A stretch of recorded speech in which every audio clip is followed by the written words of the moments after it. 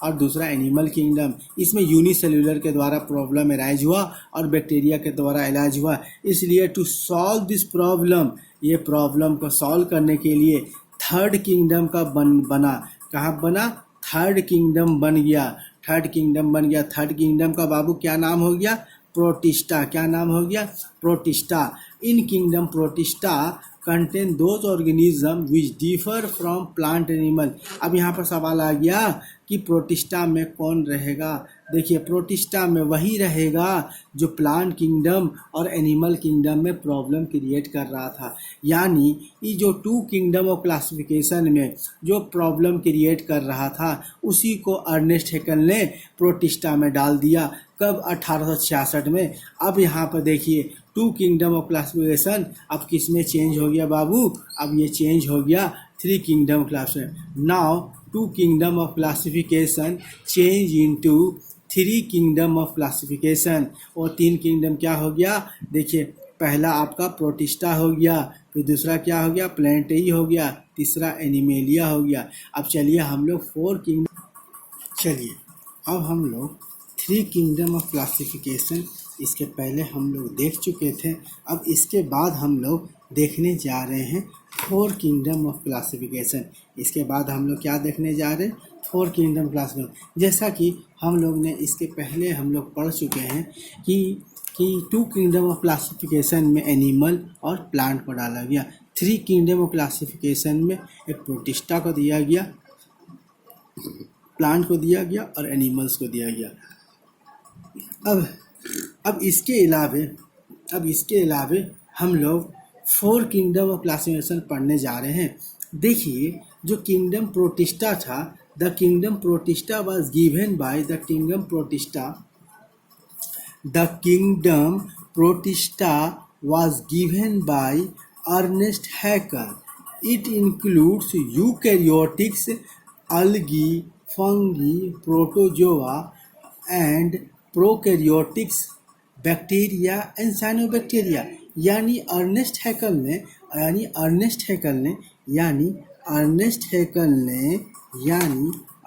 Hückel ने जिस kingdom का निर्माण किया था, वो किंगडम का नाम प्रोटिस्टा था। और इस प्रोटिस्टा में एल्गी को भी रख दिया, फंगी को भी रख दिया, प्रोटोजोआ को भी रख दिया, बैक्टीरिया को भी रख दिया, साइनोबैक्टीरिया को भी रख दिया। अब यहाँ पर एक चीज़ जानिए, साइनोबैक्टीरिया का दूसरा नाम याद रखिएगा, ब्लू ग्रीन एल्गी।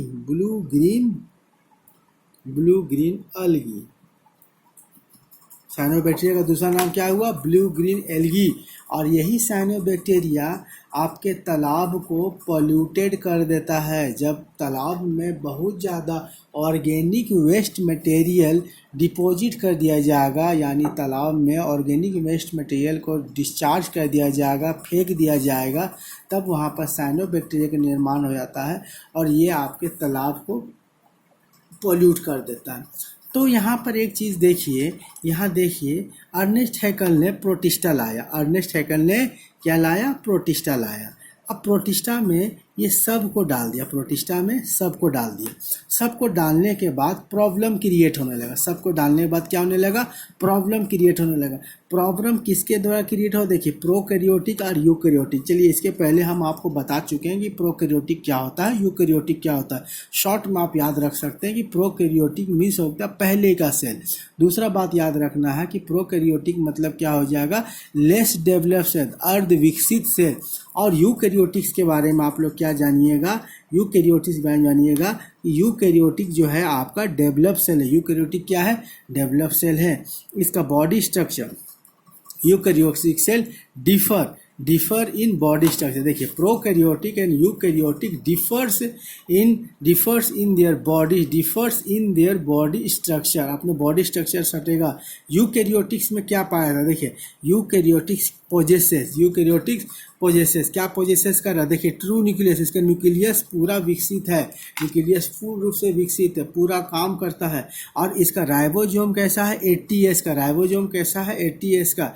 और प्रोकैरियोटिक, अब प्रोकैरियोटिक के जानिए, प्रोकैरियोटिक के पास कैसा है? 70S राइबोसोम है। और जो लेस डेवलप न्यूक्लियस, इसका न्यूक्लियस कैसा है? लेस डेवलप, इसका न्यूक्लियस कैसा लेस डेवलप है। ये सब डिफरेंस, ये जो डिफरेंस था, ये एक एनिमल में आपका 70s राइबोसोम, दूसरे ऑर्गेनिज्म, एक ऑर्गेनिज्म में 70s राइबोसोम, दूसरे ऑर्गेनिज्म में 80s राइबोसोम, एक ऑर्गेनिज्म का न्यूक्लियस ट्रू न्यूक्लियस है, दूसरे ऑर्गेनिज्म का न्यूक्लियस आपका लेस डेवलप है। तो इससे क्या हुआ, प्रॉब्लम क्रिएट हुआ। इससे क्या क्रिएट हुआ, प्रॉब्लम क्रिएट हुआ। इससे क्या हुआ, प्रॉब्लम क्रिएट हुआ। The prokaryotics and eukaryotics differ in their body structure. Eukaryotic उसके बॉडी, वो डिफर कर रहा है, उसके बॉडी स्ट्रक्चर वो डिफर कर रहा है इन देयर बॉडी स्ट्रक्चर। तो eukaryotics possesses true nucleus. Eukaryotic कैसा न्यूक्लियस है, ट्रू न्यूक्लियस है। और 80s राइबोसोम, मतलब राइबोसोम बड़ा है, 80s माने क्या हुआ, साइज है, 80s बड़ा है। अब वाइल प्रोकैरियोटिक पोजेसेस, अब प्रोकैरियोटिक्स कैसा है, पोजेसेस 70s राइबोसोम, यानी इसका राइबोसोम यूकैरियोटिक से छोटा है और लेस डेवलप न्यूक्लियस, इसका न्यूक्लियस इसके न्यूक्लियस के कंपैरिजन लेस डेवलप है। दिस डिफरेंस, ये डिफरेंस क्रिएट डिफिकल्टी। ये डिफरेंस क्या हुआ कि डिफिकल्टी हुआ in keeping both same group में रखने में प्रॉब्लम हुआ। इसीलिए कॉपीलैंड क्या हुआ, एक वैज्ञानिक का नाम है। कॉपीलैंड क्या हुआ, एक वैज्ञानिक का नाम है। इन्होंने 1956 में 1956 में ये दिया एक सेपरेट ग्रुप, क्या दिया, एक सेपरेट ग्रुप दिया। किसके लिए, फॉर प्रोकैरियोटिक ऑर्गेनिज्म में। और उस ग्रुप का नाम रखा गया मोनेरा। इस प्रकार देखिए इस प्रकार देखिए three kingdom of classification change into 4 kingdom of classification, मतलब 3 किंगडम ऑफ क्लासिफिकेशन अब किस में परिवर्तित हो गया, 4 किंगडम में। देखिए पहले हम लोग जान रहे थे कि प्रोटिस्टा है, प्लेंटी, एनिमेलिया, लेकिन कॉपीलैंड के द्वारा एक मोनेरा जोड़ने के बाद इसकी संख्या कितनी हो जाएगी, 4। इस प्रकार एक मोनेरा आ गया, दूसरा प्रोटिस्टा आ गया, चौथा प्लेंटी आ गया, एनिमेलिया आ गया। अब मोनेरा में कौन रहेगा, देखिए मोनेरा में प्रोकैरियोटिक ऑर्गेनिज्म रहेगा। प्रोकैरियोटिक ऑर्गेनिज्म में आपको बता दिया गया, फिर आपको बता दिया जाएगा जिस ऑर्गेनिज्म का सेल लेस डेवलप हो, जिसका न्यूक्लियस ट्रू न्यूक्लियस ना हो करके लेस डेवलप हो, और उसका राइबोसोम 70s का हो, उसे प्रोकैरियोटिक ऑर्गेनिज्म कहा जाता है। उसे क्या कहा जाता है, प्रोकैरियोटिक ऑर्गेनिज्म कहा जाता है। अब प्रोटिस्टा में कौन रहेगा, देखिए प्रोटिस्टा में कॉपीलैंड के द्वारा यूकैरियोटिक ऑर्गेनिज्म को रखा गया था। प्लेनेटरी में मेटाफाइटा, यानी प्लांट को हम लोग मेटाफाइटा भी बोलते हैं, मेटाफाइटा को रखा गया था। और एनिमेलिया में मेटाजोआ, पहले आपको बता दिया गया मल्टीसेलुलर को मेटाजोआ बोलते हैं। चलिए इसके बाद हम लोग 5 किंगडम ऑफ क्लासिफिकेशन देखने जा रहे हैं। इसके पहले हम लोग 4 किंगडम ऑफ क्लासिफिकेशन देख चुके थे। अब हम लोग 5 किंगडम ऑफ क्लासिफिकेशन देख रहे हैं, मतलब यानी पूरे लिविंग ऑर्गेनिज्म को अब 5 किंगडम में बांटने का प्रयास किया जा रहा है। और ये 5 किंगडम क्लासिफिकेशन किसके द्वारा बांटा जा रहा है, R.H. विटेकर के द्वारा। किसके द्वारा बांटा जा रहा है बाबू, R.H. विटेकर के द्वारा बांटा जा रहा है। देखिए सारे का मोनेरा हो गया है, प्रोटिस्टा हो गया, एनिमेलिया हो गया, प्लेंटी हो गया। अब फंगी जिसको प्रोटिस्टा में रखा गया है, फंगी यहाँ पर देखिए, fungi are kept in protista. Fungi कहाँ रखा गया है, fungis are kept in protista which has a special character, जिसके पास क्या स्पेशल कैरेक्टर है, हेट्रोट्रॉपिक मोड ऑफ न्यूट्रिशन। किसका है, कैसा कैरेक्टर है, हेट्रोट्रॉपिक मोड ऑफ न्यूट्रिशन है। विच differ it's from other organism, जो इसको अलग करता है अदर ऑर्गेनिज्म से। इन प्रोटिस्टा में इसको अलग कर रहा। तो यहाँ देखिए ये जो फंगी के पास स्पेशल कैरेक्टर है, वो स्पेशल कैरेक्टर क्या है, हेट्रोट्रॉपिक मोड ऑफ न्यूट्रिशन। वो स्पेशल कैरेक्टर क्या है, हेट्रोट्रॉपिक मोड ऑफ न्यूट्रिशन, यानी खाने के लिए दूसरे पर निर्भर करता है। यही कैरेक्टर प्रोटिस्टा में बाकी एनिमल्स इसको अलग करता है। यानी देखिए फंगी जो है प्रोटिस्टा में रखा गया।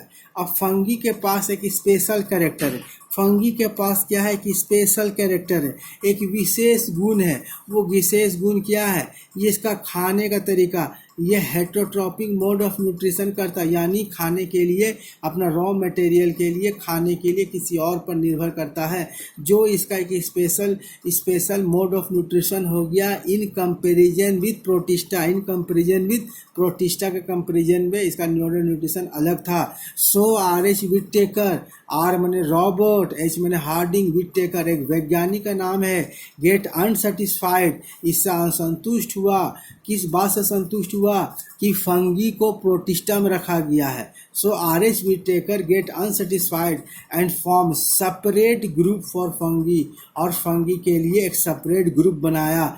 कब बनाया? 1969। तो एक बात आप लोगों का तय हो गया, प्रोटिस्टा अर्नेस्ट हैकेल के द्वारा बनाया गया है, कॉपीलैंड के द्वारा मोनेरा बनाया गया है, और फंगी किसके द्वारा बनाया गया? आर एच विटेकर के द्वारा। तो यानी कब बनाया? 1969 में बनाया गया। और एक बात यहाँ जानिए कि Robert Harding Whittaker propose 5 kingdom of classification. यहाँ से क्वेश्चन आप लोग का MCQ बन सकता है, who propose 5 kingdom of classification. तो देखिए आंसर रॉबर्ट हार्टिंग विटेकर यानी R H Whittaker proposed 5 kingdom of classification. यहाँ से एक MCQ आपका बन रहा है कि 5 किंगडम ऑफ क्लासिफिकेशन किसके द्वारा दिया गया था? तो 5 kingdom of classification R H Whittaker के द्वारा दिया गया था, जिसमें कुछ क्राइटेरिया बनाया गया। देखिए Robert Harding proposed 5 kingdom of classification on following 3 criteria. Robert Harding Whittaker proposed 5 kingdom of classification on the following 3 criteria. 3 criteria पर दिया गया। देखिए पहला दिया है कॉम्प्लेक्सिटी ऑफ सेल स्ट्रक्चर। देखिए पहला क्या हुआ? Complexity of cell structure. Cell का स्ट्रक्चर बाबू कैसा है? प्रोकैरियोटिक नेचर का है या यूकैरियोटिक नेचर का? यानी जिस ऑर्गेनिज्म को हम बांट रहे हैं, जिस ऑर्गेनिज्म का ग्रुप बना रहे हैं, यहाँ पर देखिए वो ऑर्गेनिज्म का सेल कैसा है? प्रोकैरियोटिक नेचर का है या यूकैरियोटिक नेचर का है? दूसरा कॉम्प्लेक्सिटी ऑफ ऑर्गेनिज्म बॉडी, यानी complexity of organism body, organism का बॉडी कैसा है? यानी यूनिसेलुलर है या सिंपल है या मल्टी सेलुलर है, उसके आधार पर भी ग्रुप हम डालेंगे। तीसरा सबसे important mode of nutrition. Nutrition का मोड कैसा है बाबू? न्यूट्रिशन का मोड कैसा खाना पीना करता है? फोटोसिंथेसिस करता है या फोटोसिंथेसिस नहीं करता है, या इनगसन में? तो हम लोग जो खाना खा करके पेट में हम लोग डालते हैं, खाना चबा करके, उसको इनगसन बोलते हैं। यानी मोड ऑफ न्यूट्रिशन कैसा? फोटोसिंथेसिस करता है या फोटोसिंथेसिस नहीं करता, या खाना को अंदर डालता है, इनगसन करता है। ये 3 क्राइटेरिया लिया गया। देखिए पहला क्राइटेरिया क्या लिया कि ऑर्गेनिज्म प्रोकैरियोटिक्स है या यूकैरियोटिक्स है। ऑर्गेनिज्म कैसा है? प्रोकैरियोटिक्स है या यूकैरियोटिक्स है। दूसरा यूनिसेलुलर है या सिंपल है या मल्टी सेलुलर है। तीसरा खाने का तरीका कैसा है? मोड ऑफ न्यूट्रिशन कैसा है? फोटोसिंथेसिस प्लांट के जैसा करता है या नॉन फोटोसिंथेसिस करता है, या इनगसन करता है या एब्जॉर्प्शन करता है या एब्जॉर्प्शन करता है। इसके आधार पर आर एच विटेकर ने 5 किंगडम ऑफ क्लासिफिकेशन प्रपोज किया। According to Robert Harding Whittaker there is 5 kingdom of classification. Robert Harding Whittaker के द्वारा कितना किंगडम हो गया? एक पहला मोनेरा हो गया, दूसरा आपका प्रोटिस्टा हो गया, तीसरा आपका फंगाई हो गया, चौथा आपका प्लैनेटरी हो गया, पांचवा आपका एनिमेलिया हो गया। यानी पहला आपका किंगडम का नाम क्या हो गया? मोनेरा हो गया। मोनेरा में कौन रहेगा? Prokaryotic organism. दूसरा प्रोटिस्टा में कौन रहेगा? आपका यूकैरियोटिक्स यूनिसेलुलर ऑर्गेनिज्म। फंगाई में कौन रहेगा? आपका मल्टी सेलुलर यूकैरियोटिक ऑर्गेनिज्म। प्लैंटियम कौन रहेगा? जो फोटोसिंथेसिस करेगा, जो वही रहेगा प्लांट में। एनिमेलियम कौन रहेगा? Multi cellular eukaryotic organism. चलिए आज हम लोग का classification of 5 kingdom of classification of an organism complete किए। उम्मीद करता हूँ मेरा क्लास से आप लोग का फ़ायदा होगा। और इसमें एक क्वेश्चन तो एग्ज़ाम में बनता है। वो क्वेश्चन क्या है कि who propose 5 kingdom of classification. तो आप लोग इसमें आंसर याद रखिएगा। 5 kingdom of classification was propose by R H Whittaker. हमारी बातें अच्छी लगी होगी तो मेरा चैनल को सब्सक्राइब कीजिएगा, लाइक कीजिएगा, शेयर कीजिएगा आगे, और मेरे चैनल को सब्सक्राइब कीजिएगा ताकि अगला बार जो वीडियो बनाए तो ये वीडियो आपके तक पहुंच जाए सबसे पहले। ओके, धन्यवाद।